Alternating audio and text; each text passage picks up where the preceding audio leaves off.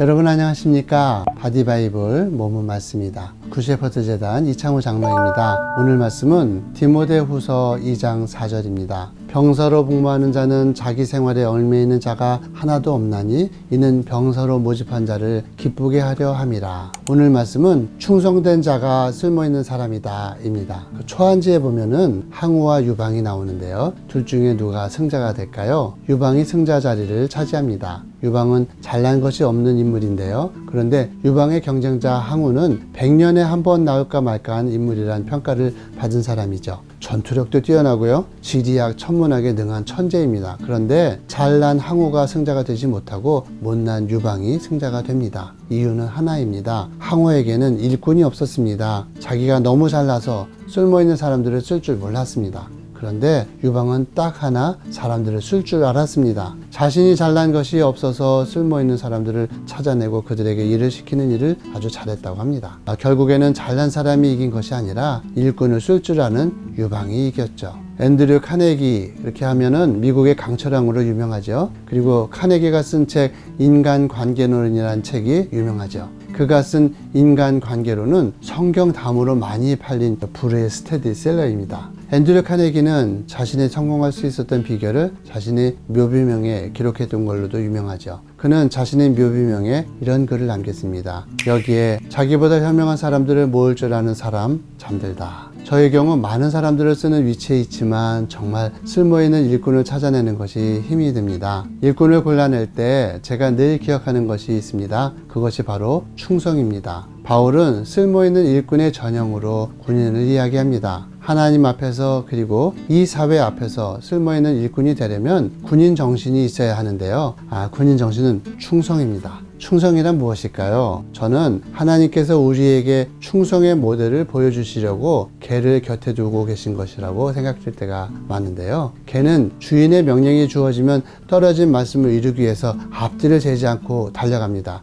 말씀을 이루겠다는 그런 마음밖에 없는 것이죠. 성경에도 개란 이름을 가진 인물이 한 명 있는데요. 갈렙입니다. 갈렙의 어원인 켈레브, 이 뜻이 짖다, 공격하다라는 뜻인 개에서 유래한 이름인데요. 갈렙은 하나님께서 가나안 땅을 먹어, 그러니까 먹으러 갑니다. 이것이 충성입니다. 알렉산더 대왕이 작은 군대로 큰 성을 쳐들어간 일이 있었습니다. 큰 성의 성주는 알렉산더 군대가 가소로워서 죽을 지경이었습니다.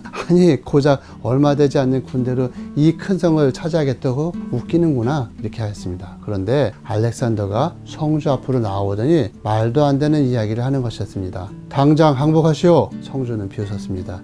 가소롭구나. 잘 보시오. 지금부터 당신이 내게 항복해야 하는 이유를 보여주겠소. 그러더니 알렉산더는 자신의 군대를 향해 명령을 내렸습니다. 군대 뒤로 돌아, 앞으로 가, 하는 것이었습니다. 그런데 군대가 뒤로 돌아 앞으로 가는 것은 벼랑이었습니다. 그런데 군대는 벼랑을 향해 앞으로 가는 것이었습니다. 맨 앞줄에 서 있던 군사들이 벼랑으로 떨어져 죽었습니다. 그런데도 군사들은 멈추지 않았습니다. 그저 앞으로 가는 것이었습니다. 그 장면을 본 성주는 기겁을 하고 말았습니다. 아무리 소수지만 이렇게 충성스러운 군대를 도저히 이길 수 없다고 생각해서 항복했다고 합니다. 오늘날 우리 시대를 보면 스마트한 사람들이 점점 더 많아지고 있죠. 저마다 스마트폰을 하나씩 들고 다니면서 길도 알아서 찾아다니고 또 물건값과 상품의 질도 스스로 평가하면서 찾아냅니다. 어디에 좋은 음식이 있는지를 알아내고 또 의사가 약을 처방해주면 그 약의 성분과 효능과 단점까지 조사해서 알아냅니다. 현대인들은 거의